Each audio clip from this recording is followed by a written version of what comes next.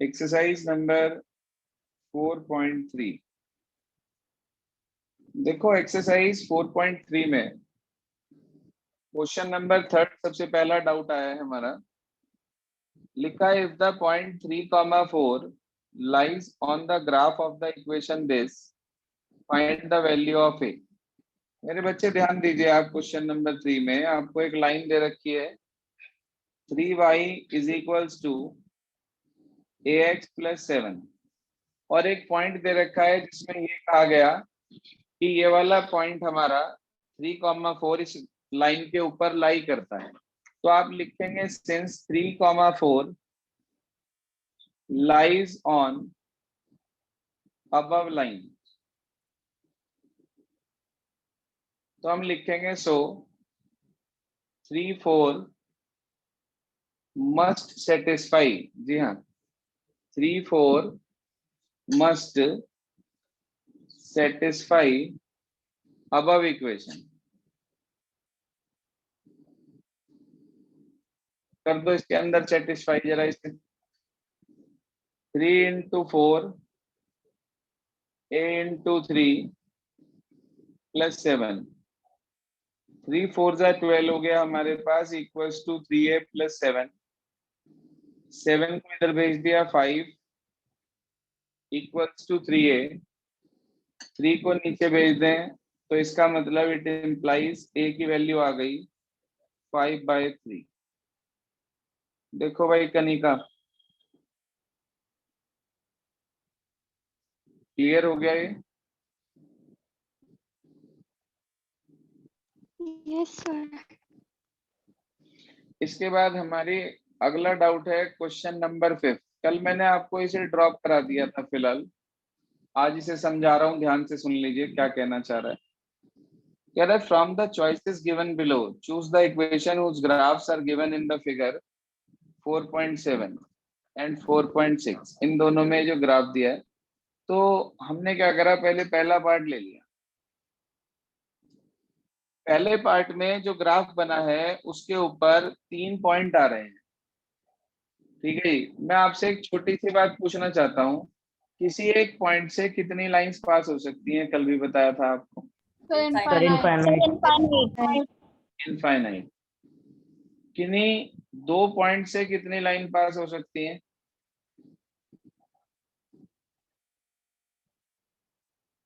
हाँ जी, 2 पॉइंट से सिर्फ एक लाइन, बिल्कुल ठीक बात है। अरे इनफाइनाइट कैसे हो जाएगी? 2 पॉइंट से तो एक ही लाइन जाएगी ना। अब देखो, आप यदि ध्यान से फर्स्ट पार्ट देखते हैं, मतलब फिगर 4.6 को, तो उस फिगर में आप मुझे देखकर बता सकते हैं ग्राफ लाइन के ऊपर कितने पॉइंट आपको दिए गए हैं? तीन। तीन तीन पॉइंट आपके पास हैं। आप क्या करेंगे, इनमें से कोई भी 2 पॉइंट ले लेंगे, एक नहीं 2, कोई भी 2। तो आप कहेंगे टेक 2 पॉइंट्स ऑनलाइन से। कौन कौन से ले लिया हमने? एक तो 0 0 ले लिया, एक और ले लो कोई भी जो आपका मन करे। सर 1 - 1 एंड 1 ले लिया। चलो जी, 2 पॉइंट ले लिए। अब आपको ये चेक करना है कि ये जो इक्वेशंस दी हैं, इनमें से कौन सी ऐसी इक्वेशन है जो इन दोनों पॉइंट को सेटिस्फाई कर दे। देखो, हो सकता है एक पॉइंट से तो बहुत सारी लाइनें सेटिस्फाई हो रही हो। आप यदि 0 0 इसमें रख के देखो, तो वो पहली पे भी सेटिस्फाई हो रहा है, दूसरी पे भी सेटिस्फाई हो रहा है, तीसरे पे भी सेटिस्फाई हो रहा है। लेकिन मैंने आपको बताया एक पॉइंट अगर हम रखते हैं, तो एक पॉइंट से तो इनफाइनाइट लाइन पास हो जाती है। हमें एक ऐसी इक्वेशन ढूंढनी है जो जिस पर ये दोनों पॉइंट सेटिस्फाई कर जाएं। तो एक एक करके चलेंगे। आपने पहले इसका फर्स्ट पार्ट ले लिया, क्या है line y equal to x.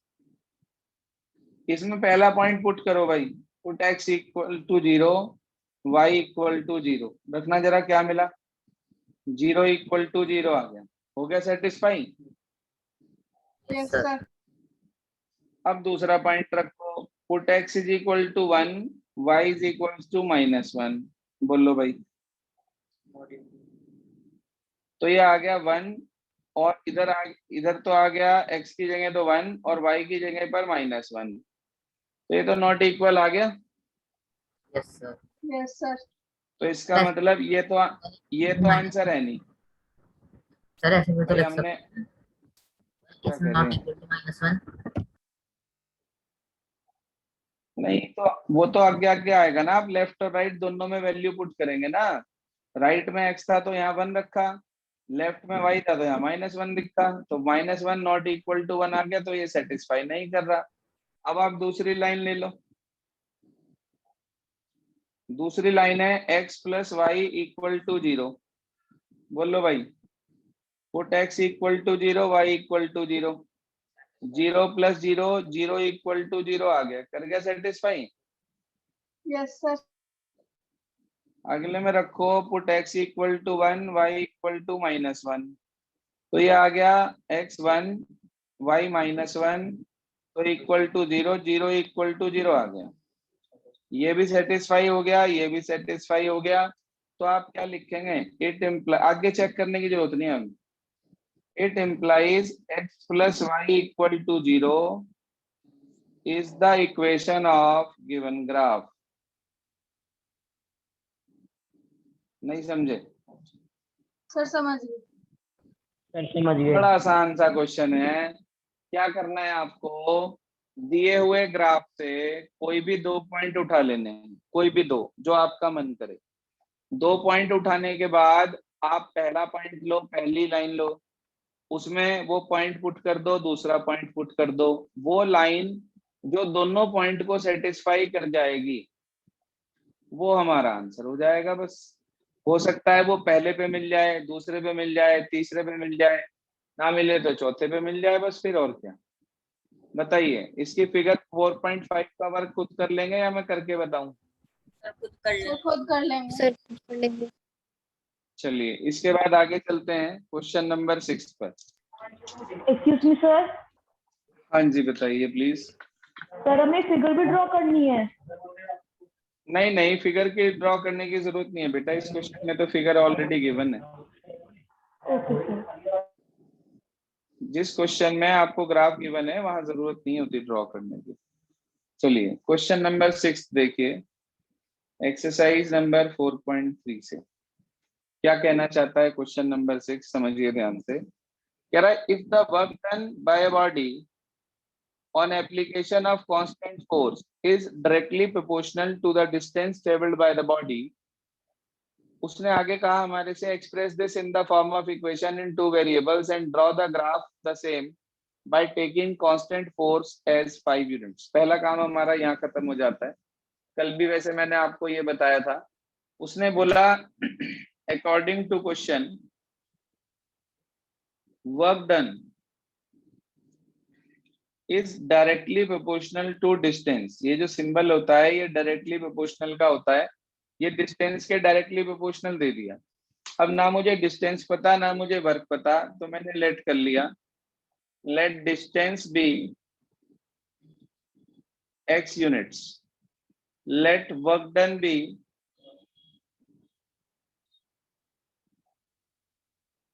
y units. ये आ गया हमारे पास। तो वर्क डन है y directly proportional to x। When we remove this directly proportional sign, तो यहाँ पर इक्वल का साइन लगता है और एक कांस्टेंट इंट्रोड्यूस होता है। यहाँ पर वो कांस्टेंट फोर्स आपको 5 यूनिट्स क्वेश्चन में दे रखी है, चेक कर लें चाहे आप, देख लीजिए दे रखी है क्या? Yes, sir. Sir yes sir. तो ये आपको दे रखा है, यहाँ पर आपने जो है इसे पुट किया और आपके सामने इक्वेशन तैयार हो गई। अब उसने बोला ग्राफ बनाना है, कोई बात नहीं, आपने इसके सॉल्यूशन निकाले होंगे कल कर पर और ग्राफ बनाया होगा। ये x ये y वैल्यू पुट कर देंगे, 0 रख दिया 0 आ गया, 1 रख दिया 5 आ गया, 2 रख दिया 10 आ गया, 3 रख दिया 15 आ गया। कोई problem? No, sir. No sir. अब मैं आपको इसका ग्राफ बना के दिखा रहा हूँ, ध्यान दीजिएगा। फिर उसके बाद जो उसने कहा था कि from the above graph read the following, फिर मैं आपको ग्राफ रीड करना सिखाता हूँ कि ग्राफ रीड कैसे करते हैं। या आपने दो एक्सिस बना ली अपनी कॉपी में, ग्राफ कॉपी है तो बहुत अच्छी बात है, नहीं है तो सिंपल नोटबुक पे स्केल की हेल्प से बना लीजिएगा।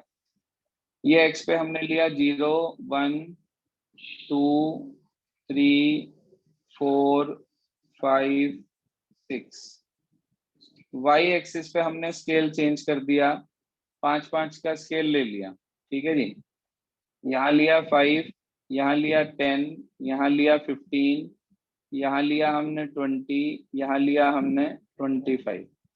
मैंने आपको कल भी एक बात बताई थी कि अगर y पे आपने ऊपर स्केल ये लिया है तो नीचे भी आपको 5 5 का ही स्केल लेकर चलना पड़ेगा। -5 -10 -15 -20 इन दिस वे। और इधर वही -1 -2 -3 -4।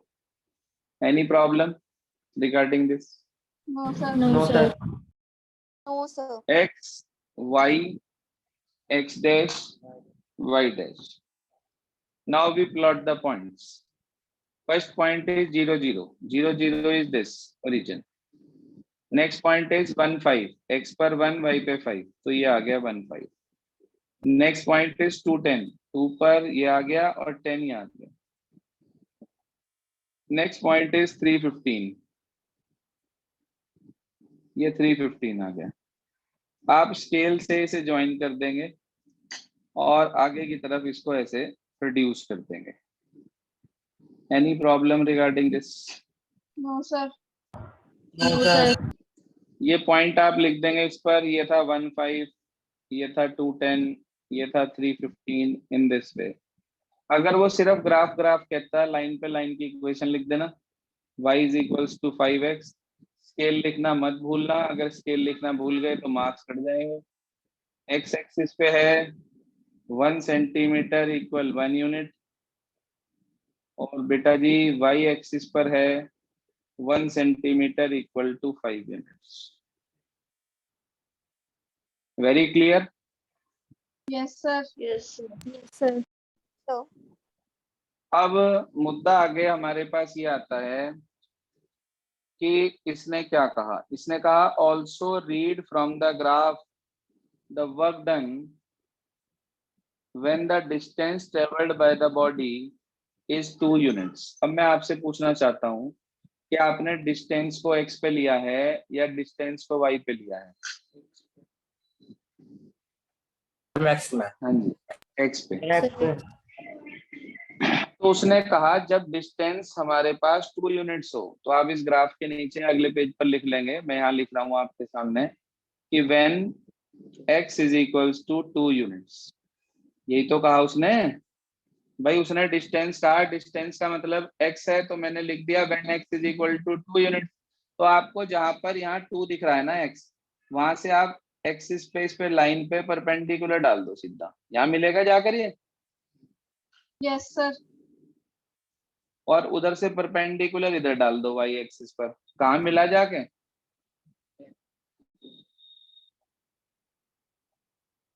बताओ भाई, जब आपने 2 से लिया लाइन पे और फिर इस पॉइंट से लिया y एक्सिस पे, तो कहाँ मिला जाकर? तो 10 पे। 10 पे। 10 पे। तो y इक्वल्स टू 10 यूनिट्स आ गए।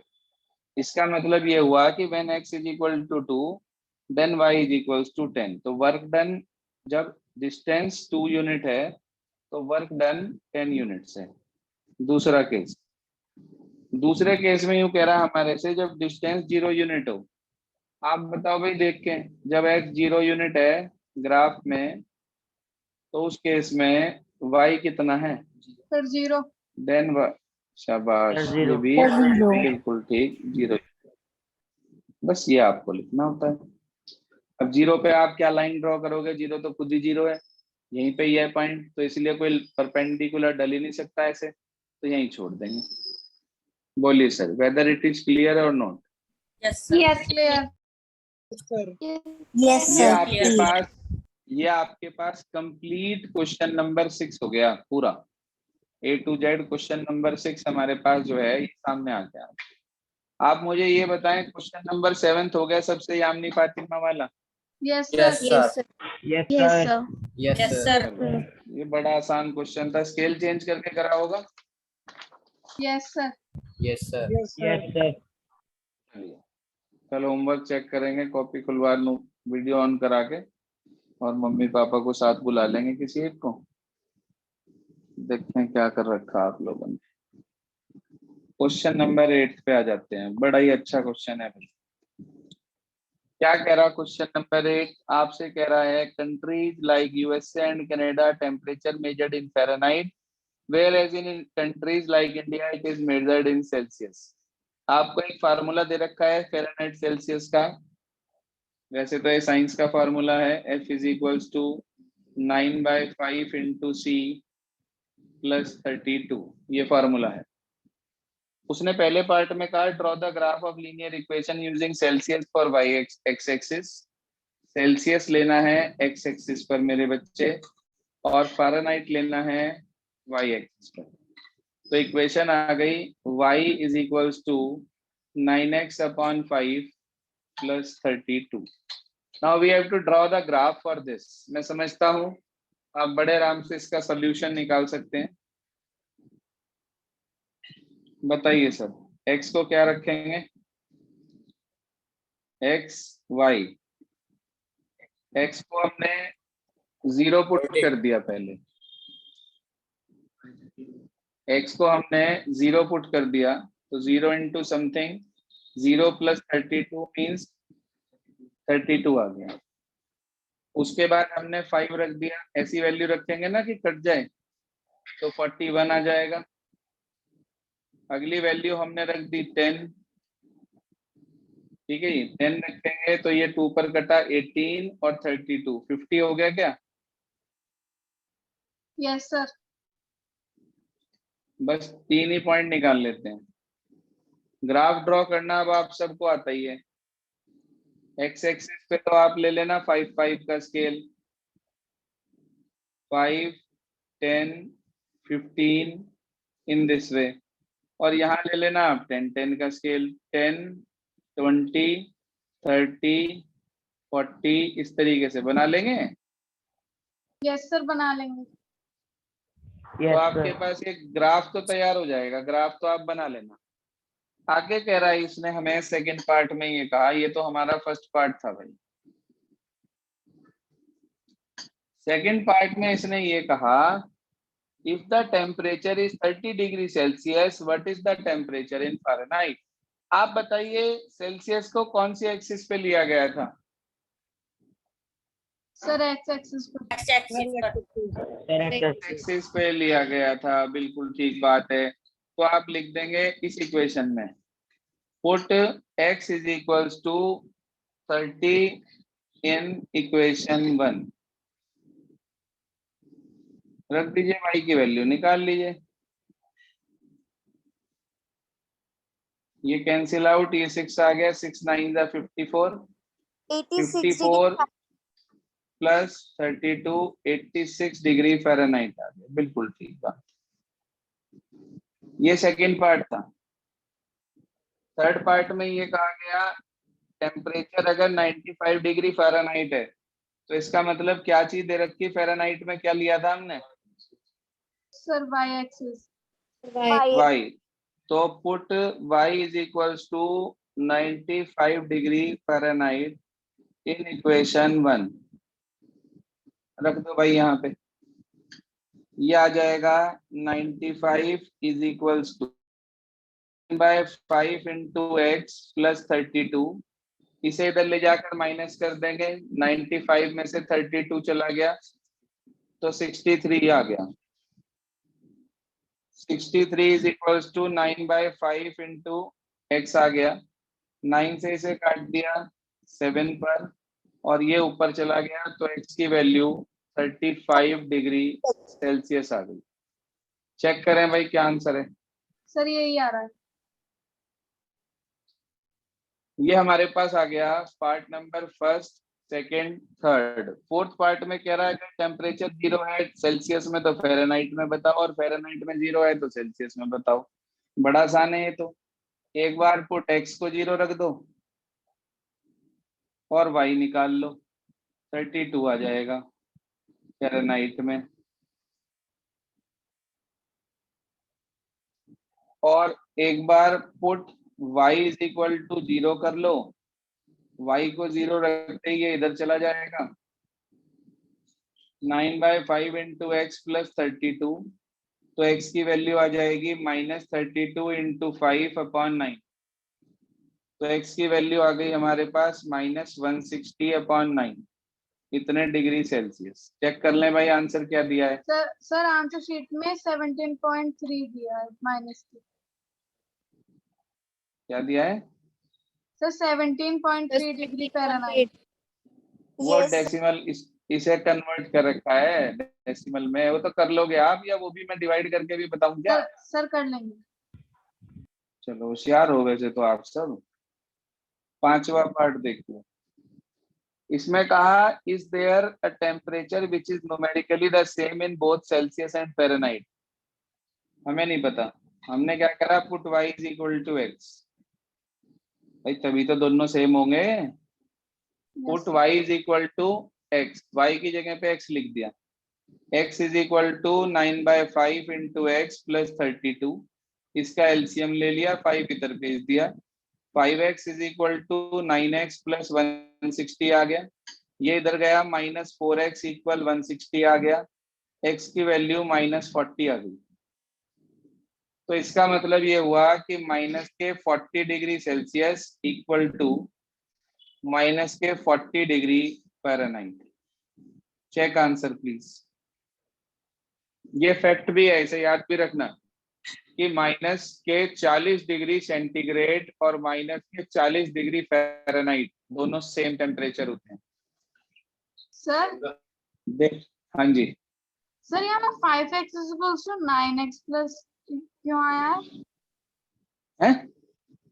सर आपने थर्ड लाइन में लिखा है ना 5x प्लस। एलसीएम लेने नहीं आता क्या तेरे को? एक स्टेप बीच में जरा सा डायरेक्ट लिख दो, बिल्कुल आप लोगों को ऐसे हो जाते हो, पता नहीं क्या कर दिया। नहीं अरे इसका एलसीएम कितना आएगा, 5 आएगा, नहीं तो 9x प्लस 160 हो गया, अपॉन का 5 इधर भेज दिया तो 5x हो गया। समझे नहीं क्या? सर समझ गई सर, मैं y के लिए कह रही थी। y के लिए क्या कह रही थी? सर मैं ये कह रही थी लेफ्ट हैंड साइड पे y की जगह x क्यों आया था? ये लिखा तो हमने, put y is equal to x, उसने कहा नहीं क्या दोनों पे टेम्परेचर सेम लेना। हाँ सर अब आ गया समझ में। तो सेम टेम्परेचर, या तो y को x से रिप्लेस कर दो या x को y से रिप्लेस कर दो, बात तो सेम ही है दोनों की। बोलो भाई बच्चों, क्लियर हो गया क्या? Yes, sir. Yes, sir. Yes, sir. ये आप अब देखना जरा, आपके पास मीटिंग में टाइम लिखा आ रहा होगा घंटा कितना सर- बचा है। Sir 1 minute. 1 minute. 7 minutes. ठीक है, तो आज आप लोग क्या करेंगे,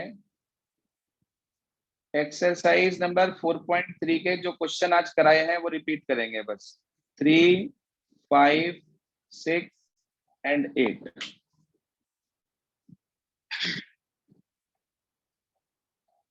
थ्री, 5, 6 एंड 8, ये होमवर्क है आपका। क्लियर हो गया भाई होमवर्क सभी को? Yes sir. Yes, sir. Yes, sir. बस जी, आज के लिए इतना ही।